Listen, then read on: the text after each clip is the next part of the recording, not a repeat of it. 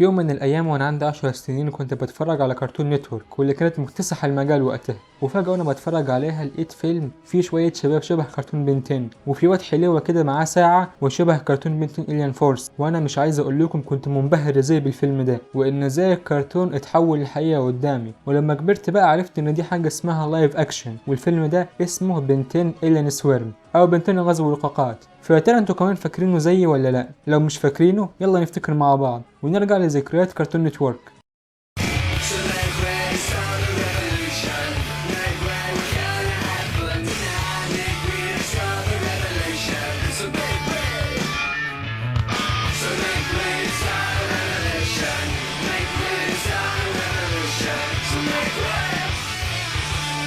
بنتين إلين سويرم أو بنتين غزو الرقاقات، فيلم لايف أكشن نوع أكشن ومغامرة، طول 69 دقيقة، إخراج أليكس وينتر، تأليف جون تيرمان، إنتاج كارتون نتورك، توزيع ورنر براوزس. والفيلم بطولة رايان كيلي في دور بنتين، جاليدر ستينمان في دور جوين، ناسان كيز في دور كيفن، أليسيا دياز في دور إلينا، باري كوربن في دور الجد ماكس، هيربرت سيجوينزا في دور الدكتور فيكتور. وتقييم الفيلم على موقع IMDb 4 من 10. مفاجأة مش كده؟ المهم الفيلم اتعرض لأول مرة في 25 نوفمبر 2009 في أمريكا وكندا، وبعد كده قناة كرتون نتورك بالعربية عرضته في الوطن العربي، وطبعا عجب ناس كتير عكس بره وده واضح من التقييم بتاعه. والفيلم ده يعتبر تاني فيلم نزل لبنتين بعد فيلم بنتين رايس ايجز تايم أو بنتين سباق مع الوقت، واللي برضه مقتبس من كرتون بنتين كلاسيك. بدأت كل القصة حين اكتشف جهازا غريب فصارت بعضها الهموم في منحى عجيب ترى مبدا عاديا لكنه يخفي الأسرار بنتين.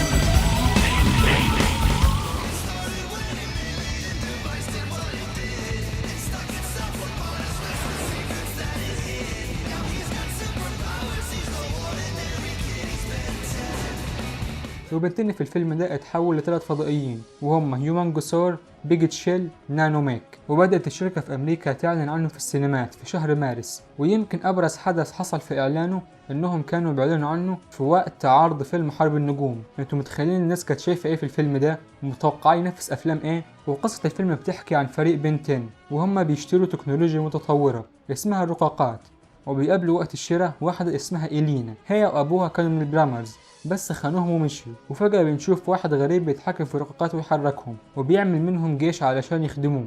وإلينا بتروح مقر الفريق وبتطلب انهم يساعدوها علشان تنقذ والدها، وان الشخص اللي بيتحكم في الرقاقات هو والدها واللي اسمه الدكتور فيكتور، وفي رقاقة جوه مخه مسيطرة عليه. وطبعا الفريق بيرفض ويقول عليها خاينة، ما عدا بنتين بيقرر يساعدها في المهمة دي.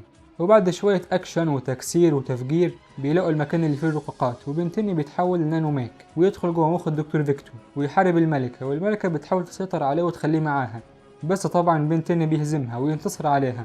وينتهي الفيلم نهاية سعيدة مع بنتين وهو سايق عربيته، وينتهي الفيديو بتاعنا نهاية سعيدة برضه.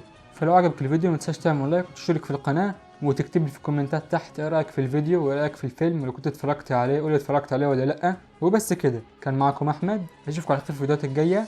سلام.